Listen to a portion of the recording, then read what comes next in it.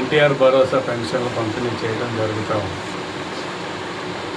స్థానిక నాయకులందరితో కలిసి ఈ పెన్షన్ పంపిణీలో కార్యక్రమంలో భాగస్వామి అవ్వడం చాలా సంతోషంగా ఉంది. వృద్ధులు, వికలాంగులు, వితంతువులు, ఇతర రకాలైన పెన్షన్లు అన్నీ కూడా ఈరోజు మొదటి రోజునే నెలవారీగా 1వ తారీఖున పంపిణీ చేయడం జరిగింది. ఏడుకొండూరు మండలంలో 7,364 7,864 పెన్షన్లు మొత్తం పంపిణీ చేయడం జరుగుతుంది. ఇది 3,38,35,500 రూపాయలు. సిరిపురం ఒక గ్రామంలోనే 1,263, 53,56,500 రూపాయలని పెన్షన్లు పంపిణీ చేయడం జరుగుతూ ఉంది. గత ప్రభుత్వ హయాంతో పోలిస్తే ఇది చాలా ఎక్కువగా పంపిణీ జరుగుతూ ఉంది. క్రమం తప్పకుండా 1వ తారీఖునే మొదటి గంటలోనే ఈ పెన్షన్ పంపిణీ చేయడం అనేది చాలా సంతోషదాయకం. పెన్షన్ లబ్ధిదారులను అందరినీ మనం అడుగుతూ ఉంటే అందరూ కూడా చాలా సంతోషంగా ఉన్నారు. ఇప్పుడు ఇక్కడ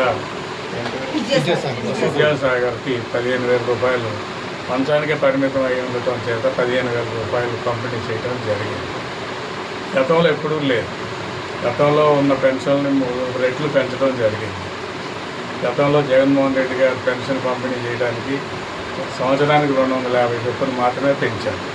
చంద్రబాబు నాయుడు గారు వృద్ధులకి, వితంతువుల పెన్షన్ని 4,000 రూపాయలు చేశారు.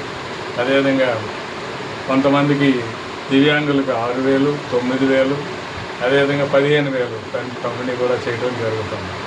ఇది వాలంటీర్లు లేకపోయినా ప్రభుత్వ ఉద్యోగులతో, కేవలం సచివాలయ ఉద్యోగస్తులతో ఈ పంపిణీ జరుగుతుంది. మండలంలోని అన్ని రకాలైన ఉద్యోగస్తులు ఇందులో భాగస్వామ్యం చేసి మొదటి గంటలోనే దాదాపు 60-70% దాటి తర్వాత 12 గంటల లోపు 95% పంపిణీకి శ్రీకారం చుట్టడం అనేది ఇది ఒక రికార్డుగా మనం భావిస్తూ ఉన్నాం.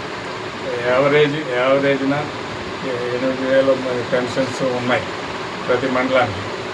ప్రతి మండలంలోనూ 8,000 తగ్గకుండా పెన్షన్లు ఉన్నాయి. ఈ 8,000కి తగ్గట్టుగా లెక్కేసుకుంటే దాదాపు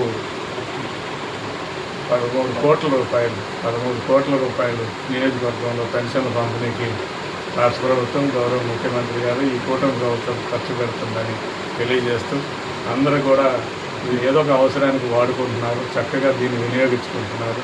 ఇది ఒక ఉపయోగకరంగా ఉంది. మాకు చేదోడు వాదోడుగా ఉంటుంది. కొంతమందికి అయితే ఖచ్చితంగా పెన్షన్ మీద ఆధారపడి బతికే వాళ్ళు కూడా ఉన్నారని, దానికి కూటమి ప్రభుత్వానికి, ముఖ్యమంత్రి చంద్రబాబు నాయుడు గారికి అందరూ ధన్యవాదాలు తెలుపుతున్నారని తెలియజేస్తాను. మీ పేరు?